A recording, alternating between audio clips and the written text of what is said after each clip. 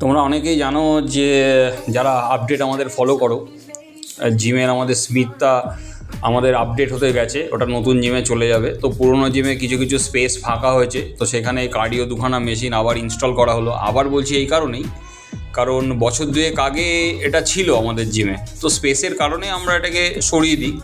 তো আবার এটাকে নিয়ে আসা হলো। স্পিন বাইক খুব দরকার, 25 কেজির এটা স্টিল হুইল চালাচ্ছে, খুব এনজয় করছে ছেলেমেয়েরা।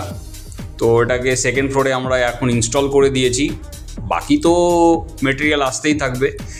কালকে লাইটের যে আমাদের কাজ করে কৃষ্ণা এসেছিল এবং সমস্ত কিছু দেখে গেছে, কোথায় কি লাইট লাগবে। টোটাল এই পুরো রিনোভেট করার যে আমাদের প্রসেসটা কিন্তু চলছে, তো কিছুদিন লাগবে, আন্ডার প্রসেস আছে, তো টোটালটাই চলে আসবে। আর আরও 2-3টে মেশিন এখানে ইনস্টল হবে। আমাদের সেই স্পেসটা কিন্তু আমাদের বেরিয়ে গেছে।